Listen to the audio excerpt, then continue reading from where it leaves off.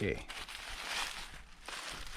Not only am I extremely handsome, I just, I'm very modest about my perfections. But hammers, they just naturally know how to do everything. I gotta show you guys. Okay, this is 3 weeks later. Mind you, I haven't had a chance in 3 weeks. This is my day off. This is me recovering from using a chainsaw for 2 days. Note the ladder. Yeah. I don't know, my truck grew or something. I don't know what happened. That or the snow was really deep. But anyway, okay, so this is the bolt of doom. And, did you hear that? It's not doing it now. But anyway, I cracked it. I did it without breaking it. It's one of those finesse things where you have to beat the crap out of it. I don't know if you can see it or not. You have to beat the crap out of it with finesse so you don't break it. I don't know how that's even possible, but that's the possibility that you have to work with. So I got it going. I don't want to lose my socket here. Of course, everything is in the way. And I had it going pretty good. It's one, okay.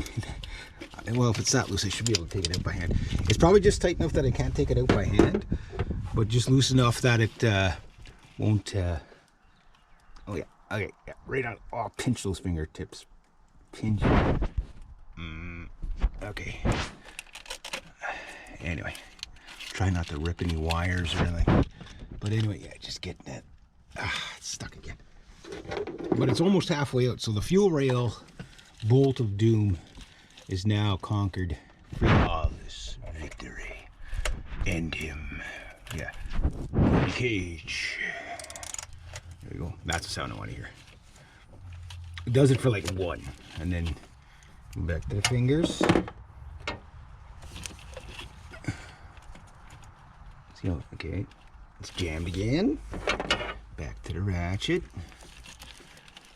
It's not that this is a tight spot to get into, but this is a really stupid tight spot to get into.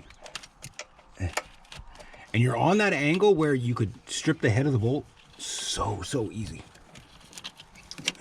And you cannot fit nothing in there. When I say nothing, I mean nothing. A little bit more. It's got to come out soon. Can't be that freaking long. But yeah, if you have to use the penetrating oil to get things out, use penetrating oil rather than break things, because this would be a real pain, because this is the fuel rail that goes directly into the manifold. So if you had to tap that and you evil bugger, why can't manufacturers put anti-seize on everything? What you get is a metal fusion. Even though it's an aluminum head, steel and aluminum will fuse together. It's like electrolysis, not electrolysis, anodization. I never get the word right anyway. Sorry. But anyway, it's that. So you go in with the, but I saved it. I didn't even strip out the head.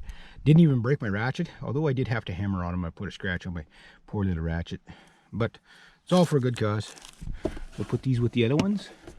So now the fuel rail can now come out, which means my injectors can come out, which now means I can get at my damn coils, which now means I can get at the plugs.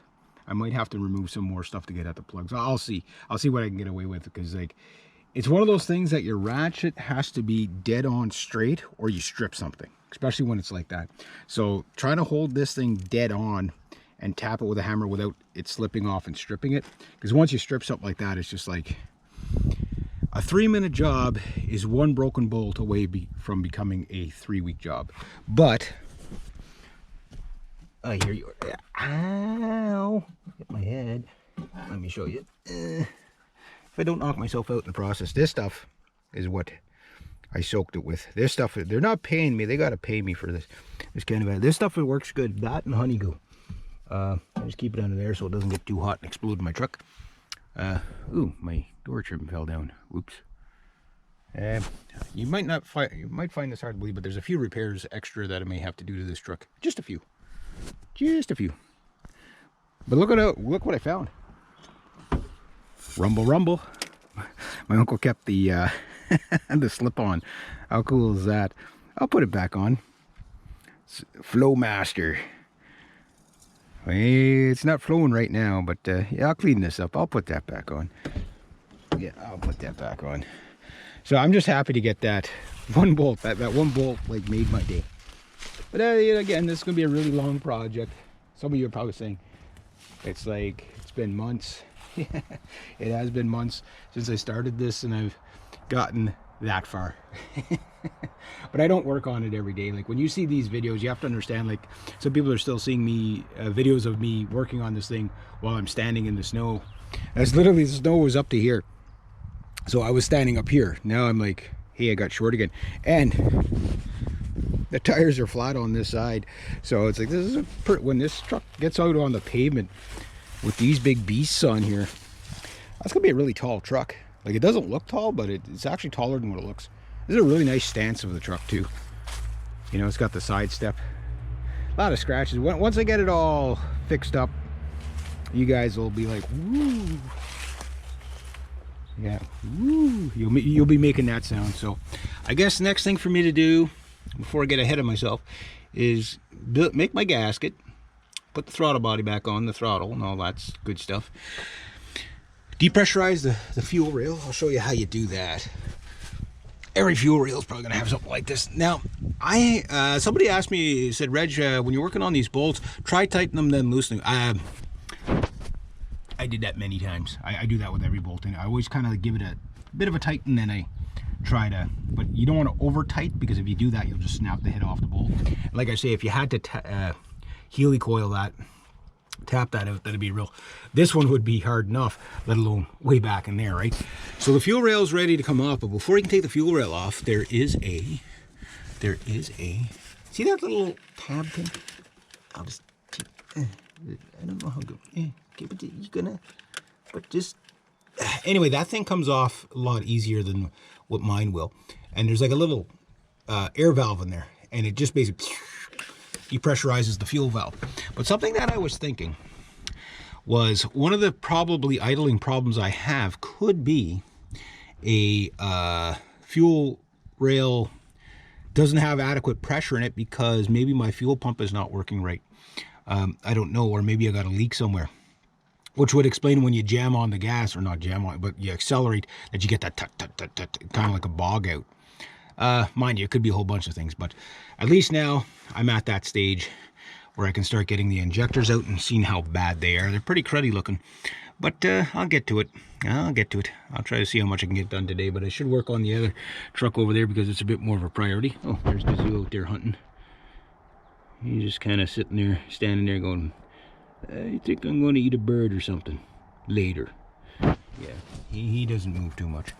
But he's been outside a lot lately, so good for him. Yeah, so that's where I'm at. Yeah, so once the fuel rail's out of the way and the injectors are out, I'll deal with the injectors, then I'll deal with the coils and the plugs.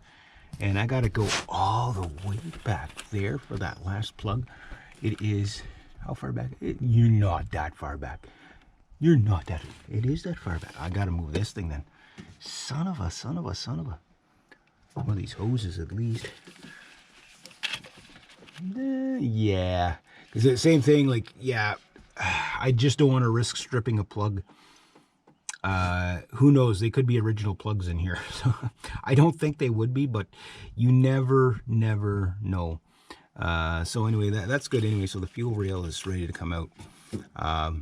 Yeah, so I'll get cracking on that.